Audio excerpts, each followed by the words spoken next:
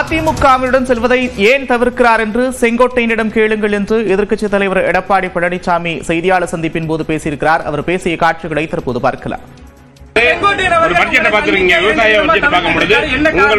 அவரை கேளுங்க. காரணம் அவரை கேட்டதானே தெரியும். என்ன கேட்டா எப்படி தெரியும்? அவரை போய் கேளுங்க சார். நீ அவரை கேளுங்க. ஏன் தவிச்சுன்னு அவரை கேளுங்க. இதெல்லாம் இங்க கேட்கிற கேள்வி இல்ல. தனிப்பட்ட முறையில் இருக்கிற பிரச்சனை இங்க பேசாதீங்க. கொஞ்சம் நிறைய பேர் வரல. ஏன் வழின்னு கேட்கலாமா? அதை கேட்க மாட்டேங்கிறீங்களே. ஒரே நிமிஷம். இங்க எத்தனை பேர் வந்திருக்கிறோம்? மொத்தம் 62 பேர். அவரோட வேலை இருக்கும். இங்கல சுதந்திரமா செயல்படுகின்ற கட்சி திமுக மாதிரி அடிமை ஆட்கள் இங்க கிடையாது. நல்லா புரிஞ்சுங்க. எங்கேயுமே நான் ஒரு திருமணத்துக்கு போறேன், பத்திரிகையில போடுறீங்க, இவர் கலந்துக்கல அவர்கள். நான் என்றைக்குமே யாரையும் எதிர்பார்த்தது கிடையாது. நான் ஒரு சாதாரண தொண்டர். புரிஞ்சுக்கங்க. தலைவன் கிடையாது. திமுக மாதிரி வாரிசு அரசியல் இங்க கிடையாது.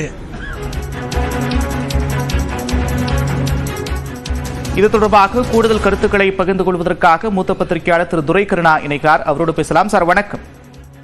வணக்கம். 2 நாட்களாக நடந்த பட்ஜெட் கூட்டத்தொடரில் அதிமுக உறுப்பினர்களை சந்திக்க தவிர்த்திருக்கிறார் முன்னாள் அமைச்சர் செங்கோட்டையன். அவரிடமே கேளுங்கள் என்று எதிர்க்கட்சித் தலைவர் எடப்பாடி பழனிசாமி பதில் கூறியிருக்கிறார். இதுவரை திரைமறைவில் இருந்த மோதல் தற்போது வெளிச்சத்திற்கு வந்திருக்கிறது அப்படின்னு புரிஞ்சுக்கலாமா? நேரடியாக இந்த மோதல் இன்னும் அதிகரிக்க வாய்ப்பு இருக்கிறதா? உங்கள் கருத்து என்ன? இல்ல, இந்த 2024 நாடாளுமன்ற பொதுத் தேர்தல் முடிவு இருக்கிறதுல அதிமுகவுக்கு ஒரு மிகப்பெரிய சரிவை, பின்னடைவை, பெரும் தோல்வியை கொடுத்திருந்தது. கட்சியில் இருக்கிற மூத்த தலைவர்கள் அனைவருமே இதுல மிக பயங்கரமான அதிருப்தியிலையும் கவலையிலும் இருந்தாங்க. கட்சி தொடர்ந்து பின்னடைவை, சரிவை, தோல்வியை சந்தித்து வருகிறது. இதிலிருந்து கட்சியை எப்படி மீட்டெடுப்பது, கட்சியை வெற்றி பாதைக்கு எப்படி அழைத்து செல்வது என்கிற அந்த கண்ணோட்டத்துல தான் எல்லா மூத்த தலைவர்களும் இருந்தாங்க. நம்ம பல முறை பதிவு செய்திருக்கிறோம். 6 இதே செங்கோட்டையன் உட்பட 6 பேர் போய் திரு எடப்பாடி பழனிசாமி சந்திச்சு கட்சியை ஒற்றுமைப்படுத்த வேண்டும் என்று வலியுறுத்தியதை பார்த்தோம். அப்போது இருந்தே திரு செங்கோட்டையனுக்கு திரு எடப்பாடி பழனிசாமியினுடைய போக்கு, அவர் வகுக்கிற வியூகம், கட்சியை அவர் கொண்டு செல்லுகிற முறை ஒரு கடுமையான அதிருப்தியை இந்த கட்சியினுடைய மூத்த முன்னோடிகளில் ஒருவர் என்கிற முறையில இருந்தது.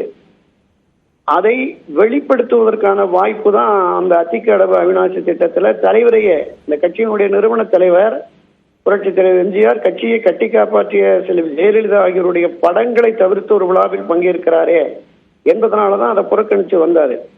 அதைத் தொடர்ந்து திரு செங்கோட்டையனுடைய முக்கியத்துவத்தை அவருடைய மாவட்டத்திலேயே குறைக்கிற அளவுல அவருக்கு எதிரான ஆட்களை எல்லாமே மாவட்ட மாநில பொறுப்புகளில் போட்டு திரு எடப்பாடி பழனிசாமி இந்த வேலைகளை செய்ததுனால இன்னும் அவருக்கு அந்த அதிர்ச்சி என்பதும் கோபம் என்பதும் அதிகரித்ததனுடைய விளைவு தான் கடந்த 2 நாட்களாக பேரவையில் நடைபெற்ற சம்பவத்தை நாம பார்க்கிறோம்.